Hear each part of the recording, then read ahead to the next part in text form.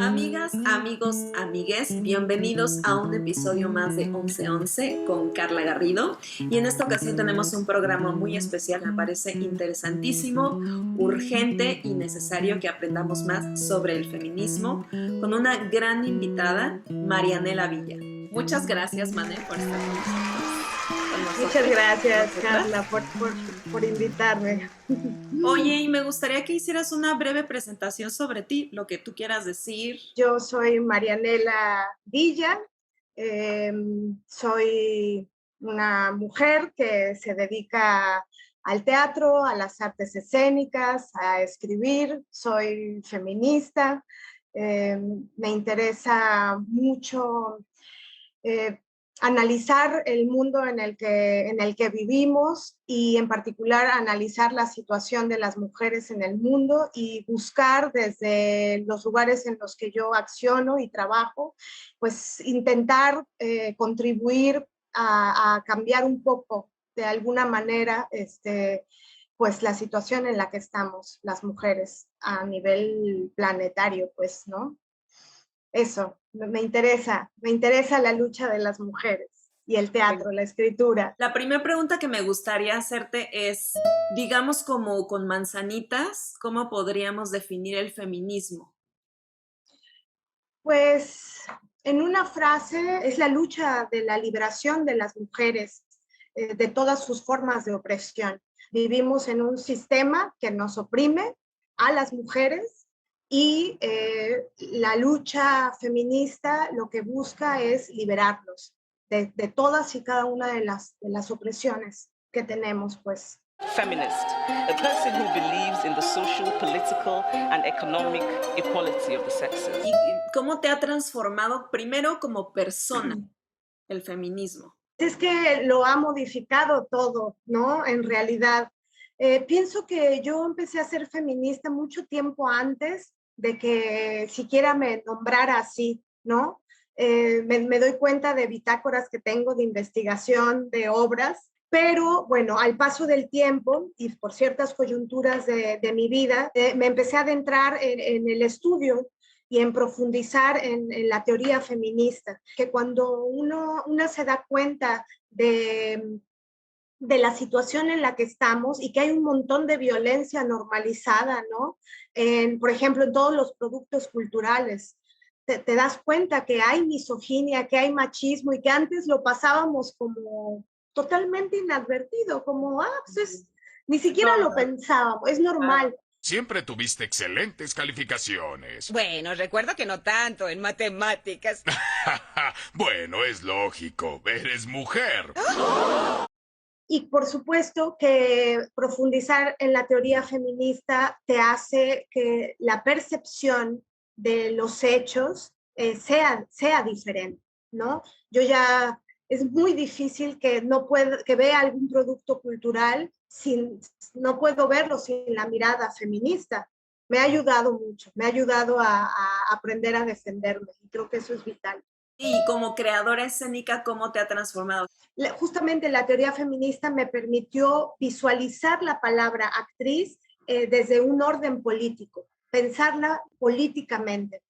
Y me di cuenta que no me gustaba tanto la categoría actriz, que la categoría actriz la podía de pronto, podía ser un símil entre la categoría actriz y la categoría mujer, en la cual había ciertos procesos de ambas categorías que son, que son atravesados por el machismo y que son atravesados por la misoginia, que son la dependencia vital, es decir, como actriz, cuando tu ser actriz depende de un director, de un productor, de un dramaturgo, de una estructura, ¿no? Eso, dependencia vital o discriminación, ¿no? Como esta cosa de a veces las actrices son menos que. Una vez oí una productora decir, las actrices y los actores son el último eslabón de la cadena productiva del teatro. O una vez oí a un director decir, famoso, por cierto, muy famoso, decir, los actores siempre tienen hambre. It's not fucking cool. Así que como tienen hambre, puedes hacer con ellos Lo que pues, quieras. un poco lo que quieras. It's not fucking cool. ¿No? Entonces dije, claro, y lo saben perfectamente. Eso lo saben ellos. Ellos, ellas, es decir, el Ellos. machismo, Ajá. pero en particular y más poderosamente ellos, que son los que tienen el poder y el control mayoritariamente. Y bueno, la dependencia vital. Entonces yo eso me pregunté, yo dije, ¿cómo? O sea, yo voy a ser actriz, creadora, yo voy a ser un artista solo si un señor dice que lo sea. Y eso me parecía pues aberrante. Y esta reflexión vino teniendo trabajo, estando en proyectos, estando en giras importantes, ¿no? Esta reflexión vino de analizar cómo no necesariamente que yo estuviera en esos proyectos me hacía entender cómo habíamos llegado ahí. Y aquí esto es a donde iba, la revolución que me sucedió tuvo que ver con la autonomía. Es decir, yo no voy a supeditar mi entidad y mi existencia como artista escénica por otros. Entonces, ¿qué tengo que hacer? Ser autónomo. No depender vitalmente de nadie. Entonces, si me llaman y el proyecto no es misógino, lo acepto, ¿no? O si me llaman y me tratan bien, bueno, lo acepto. Pero si me llaman y yo estoy montando mis cosas y no tengo tiempo porque estoy en mis proyectos autónomos, bueno, no los acepto. Oye, ¿y sientes que ha bajado la cantidad de proyectos en los que te animas a estar o no?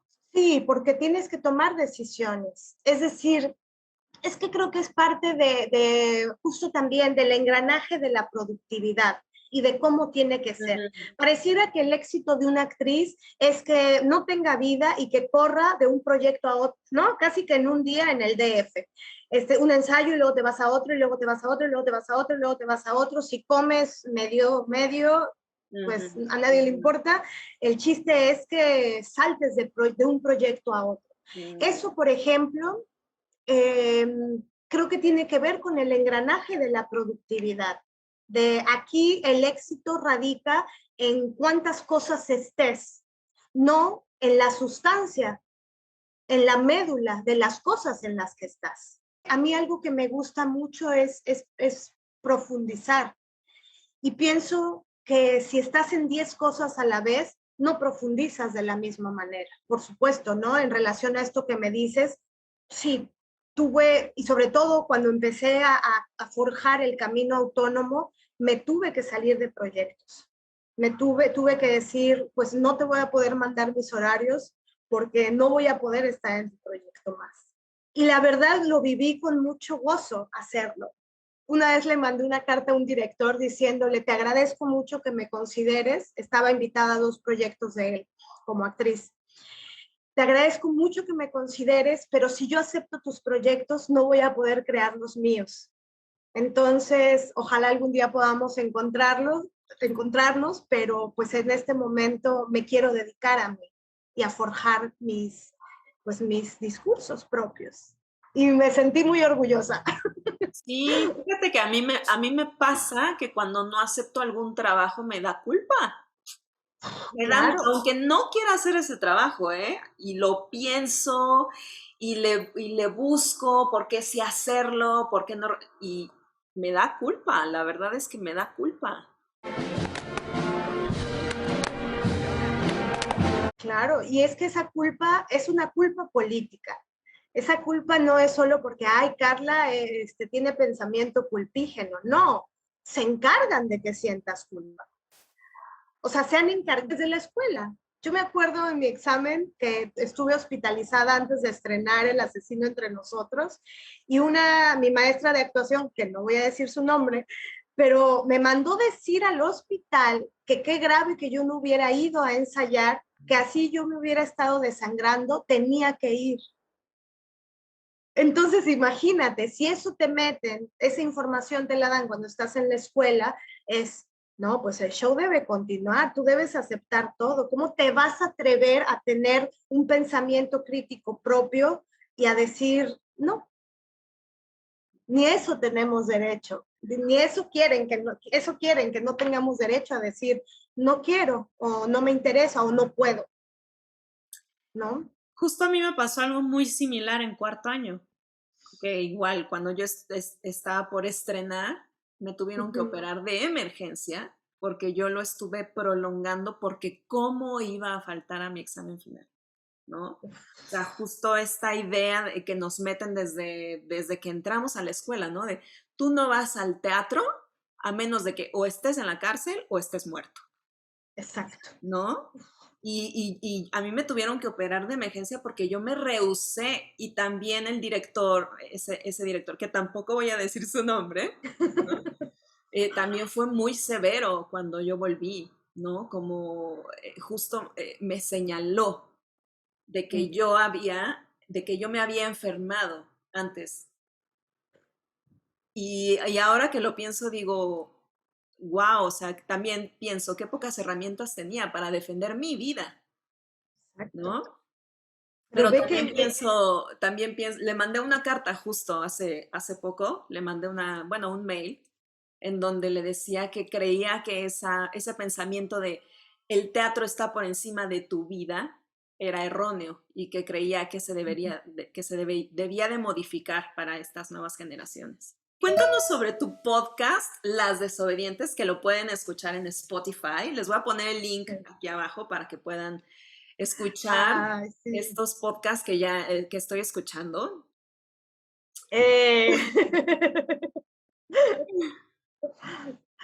Bueno, pues Las Desobedientes es una colectiva feminista que tengo con mi compañera y mi novia, Liliana Papalotl. Y digo mi novia porque es vital visibilizar las relaciones lésbicas. Es un acto para mí ético, político y feminista, ¿no? Y bueno, es una colectiva que tenemos, que tiene muchos proyectos que están desarrollándose y uno de ellos es el proyecto del podcast, ¿no? Es un proyecto que pues amamos profundamente porque para nosotras es una forma de historizarnos, ¿no? Es decir, la cultura masculinista nos ha narrado siempre. Siempre otros son los que quieren determinar lo que es la vida de las mujeres, lo que es el destino de las mujeres, tanto a nivel real, en la realidad social, como en los productos culturales, ¿no? Shakespeare dijo, Ofelia va a morir así, ¿no? Y es un ícono. Entonces, para nosotras, el podcast es un proyecto de escritura, es un proyecto de escritura in situ, ¿no? En el cual escribimos mientras hablamos y nos narramos e historizamos nuestra vida. Es un podcast que tiene la peculiaridad o la particularidad de ser autobiográfico, es decir, tratamos temas teóricos, con un bagaje teórico, un soporte teórico, pero también es autobiográfico. Y esa particularidad me parece que es sustancial, ¿no? Porque estamos en el territorio de lo político, pero estamos en el territorio de lo personal. Y lo personal, esta frase maravillosa feminista, ¿no? Y que proviene del feminismo radical, lo personal es político. Entonces, para nosotras ya llegamos a 50 episodios, dejar esta huella de nuestro paso como mujeres, de nuestro paso por el mundo, dejar huella y que seamos las mujeres las que vamos dejando huella y comenzamos a tomar las armas creativas, ¿no? De escritura, de habla, de creación, para decir, esto es lo que somos, esto es lo que nos duele, estas son nuestras heridas y esto es lo que pensamos. Claro. Oye, y sobre el marco teórico, ¿alguna bibliografía que como para feminismo para principiantes? Yo diría que si se quiere empezar con un libro, sería el de Marcela Lagarde, que es el de Claves Feministas para el Poderío y la Autonomía de las Mujeres. Ese fue y Una habitación propia de Virginia Woolf. Ay, yo no vi tu obra de Para no morir de amor. Estaba muy herida en ese entonces, creo que no estaba lista para verlo, pero me gustaría que contaras un poco sobre ese montaje. Esa obra fue muy importante para mí en varios territorios. Se llama Para no morir por amor, ensayo sobre lo patético.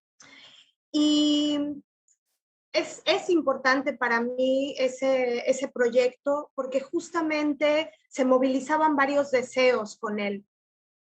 Uno era materializar el deseo de ser autónoma artísticamente. Es un proyecto que en su primer versión lo escribí, lo dirigí, lo produje y lo actuó, ¿no?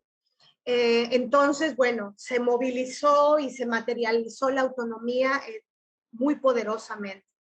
En su segunda versión, Liliana, justamente, ella me dio una asesoría dramatúrgica y en esta segunda versión codirigimos, lo cual hizo como un segundo periodo, un segundo proceso de investigación que también fue gozosísimo, ¿no? Eso por un lado. Y por otro, que también es sustancial, Para no morir por amor, es un proyecto autobiográfico, aunque también tiene capas ficcionales. Eso también fue importante a diferencia de mi primer unipersonal, en donde empecé como a navegar en estas capas, ¿no? Entre lo autobiográfico y lo ficcional, por ejemplo, a nivel de la escritura. Y bueno, por supuesto el tema, entiendo por qué dices que si estabas en un periodo pues difícil interno con relación al amor, ¿por qué fuera difícil? ¿No?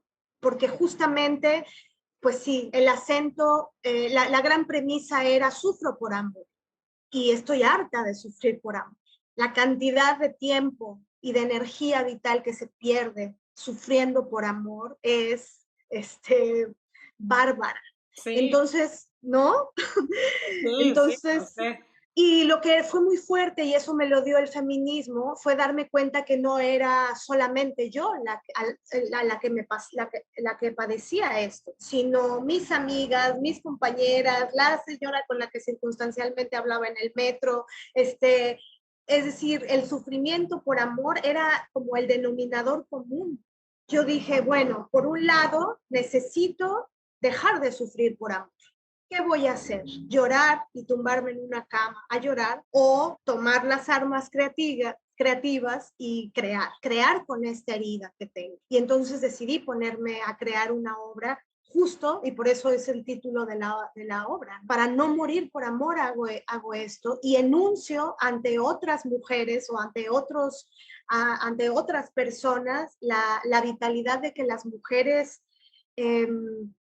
se cuestionen seriamente su sufrimiento. ¿Por qué sufren por amor? ¿Vale la pena? ¿Vale la pena dejar tu vida de lado por alguien a quien ama? Bueno, sí, fue importantísimo para mí por eso, por estas dos razones. En esta obra yo escribo sobre Ofelia.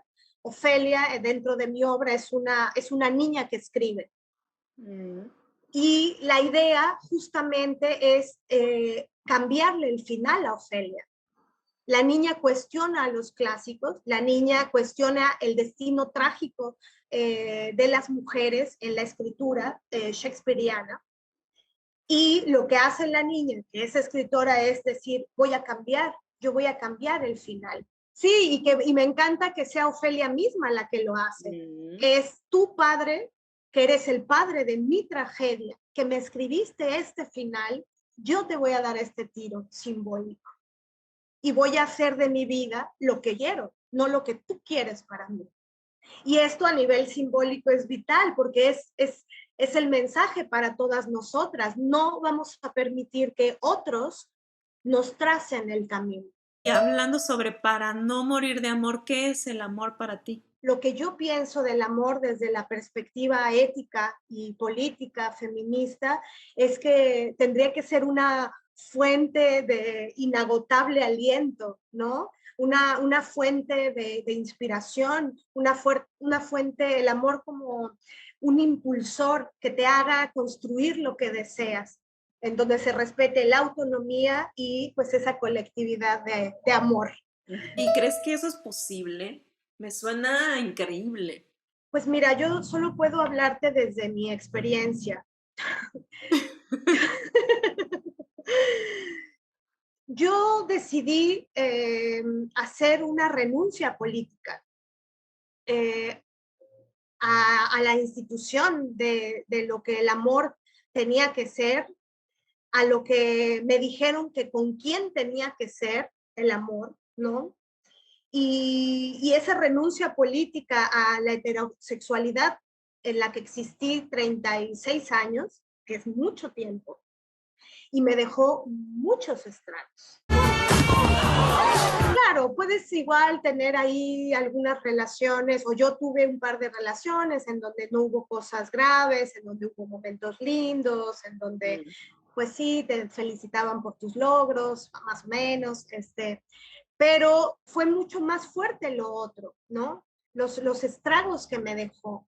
Algo que siempre me pareció muy doloroso es como a muchísimos varones les puede mucho que tú hueles, les puede mucho que tú crezcas, les puede mucho que tengas inteligencia, como si los hiciéramos entrar en falta. You see, if I was a guy and I was sitting here with a cigarette in my hand, grabbing my crotch and talking about how I make music because I love fast cars and fucking girls, you'd call me a rock star. But when I do it in my music and in my videos, because I'm a female, because I make pop music, you are judgmental and you say that it is distracting. I'm just a rock star. Fue importante renunciar a nivel político a esta institución de la heterosexualidad. Decidí existir y vivir la vida como lesbiana y eso me ha hecho tener unas experiencias de vida y de amor que nunca antes había experimentado. Sí pienso que es posible, pero ahorita desde donde yo hablo y desde donde yo me enuncio es existiendo como lesbiana con una mujer maravillosa, ¿no? Entonces, no, es de aquí, solo puedo enunciarme desde aquí. Entonces Claro. sí creo que sea posible porque ahorita lo estoy viviendo, ¿no? Y entonces, ¿cómo te relacionas con el género masculino ahora? Ha sido fuerte la transición porque no tolero la misoginia ya. He decidido alejarme de personas que definitivamente no se quieren cuestionar nada, ¿no? Y que peor ya quieren llamar a tu casa para decirte su opinión sobre lo que ellos consideran de lo mal que estoy yo por ser feminista. Entonces, sí he tratado como de alejarme de ellos. Ahora, hay hombres cerca en mi vida. Es que a veces como que se piensa de, no, pues si es feminista radical, pues ya no. Es decir, mi mamá tiene un esposo, mis hermanas, una de mis hermanas tengo mi cuñado, mi papá postizo que le digo, ¿no? Hay relaciones con algunos hombres, pero creo que en el plano laboral también me ha tocado ya ser feminista y estar con ellos y convivir con ellos. Y creo que también como se ha dado tanto movimiento, como que ellos se cuidan de ya no ser tan abiertamente misóginos delante de mí, ¿no? Como que dicen, uy, no, aquí sí digo esto. Ha cambiado. Ya no hay tantos hombres en mi vida, pero un poco a razón de que ellos mismos se alejan. Run. ¿Sabes? Ellos saben que ya no pueden llegar a chingarte, entonces emprenden retirada, lo cual está muy bien. En el caso de mujeres es igual. O sea, sientes que, porque, por ejemplo, ahorita me decías, hay momentos en los que los hombres tienen estos flashazos de desdén, ¿no? De violencia, de misoginia. Cuando una mujer le hace eso a otra mujer, ¿qué sucede? ¿Cómo reaccionar ante eso? Sí, pues creo que es un tema vital también, ¿no? El análisis de eso. Pienso que la misoginia es algo que nos enseñan desde chiquitas. Es decir, nos enseñan, es decir, la estructura patriarcal, que es misógina, te enseña a odiarte desde chiquita, a ti misma, a no confiar en ti. Y por tanto, te enseña a odiar a la otra y a no confiar en la otra. Por eso el feminismo es tan importante, porque nos permite hacer un análisis crítico también de nosotras mismas. Ahora, pienso que hay una diferencia trepidatoria o muy poderosa entre la misoginia de ellos y la misoginia nuestra. Porque la misoginia de los hombres asesina. Es decir, es que me interesa mucho que cachemos eso y que lo visualicemos en el campo imaginario. La misoginia de ellos deja 11 mujeres asesinadas todos los días en este país, de maneras atroces. Sí, o sea, es la barbarie. Esa es la misoginia de ellos. La nuestra es importante ponerla en la mesa, es importante trabajárnosla, nuestra propia misoginia internalizada, es importante cuidarnos a nosotras y cuidar a la otra, es importante la ética entre nosotras, ¿no? Es importante no herirnos y no reproducir la violencia o ciertos aspectos de la violencia que han ejercido con nosotras, no reproducirlos con la otra. Eso es vital. Y hay que hacerlo, hay que trabajárnoslo todas y tratar de modificarlo. Pero sí, haciendo la diferencia, ¿no? Porque luego hay una frase que es, las mujeres son tan violentas como los hombres. Falso. Eso es una falacia.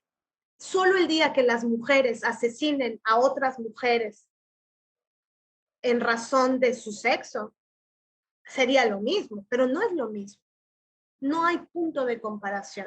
La violencia de ellos es necrófila, es brutal.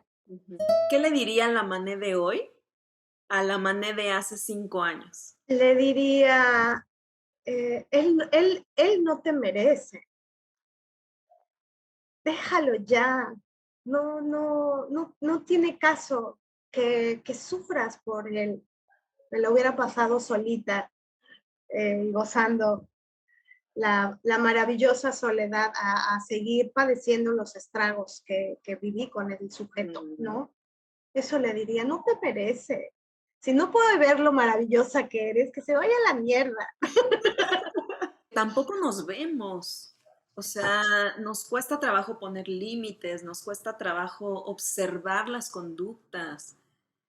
Y creo que con el paso del tiempo y con la experiencia vas entendiendo esas cosas, pero, o sea, qué diferente sería que desde tu primera relación entendieras eso, ¿no? Tuvieras esa capacidad de observación y esa capacidad de amarte y de protegerte. Mané, muchísimas gracias. De verdad, muchísimas gracias por esta conversación. Carlita, a mí también me da mucho gusto verte, te quiero mucho, te admiro muchísimo. Mané, te abrazo mucho. Muchos besos Yo hasta también. Veracruz y deseo que sigas con bien, sana, salva y feminista. Muchas gracias por haber estado con nosotros en un episodio más de 1111. Nos vemos la próxima semana y recuerden darnos like, compartirnos. Estamos en todas las redes sociales, Twitter, Instagram, Facebook, en YouTube y no se olviden que la mejor propaganda es de boca en boca. Así que si les gusta nuestro programa, por favor coméntenselo a sus seres queridos y nos vemos la próxima semana.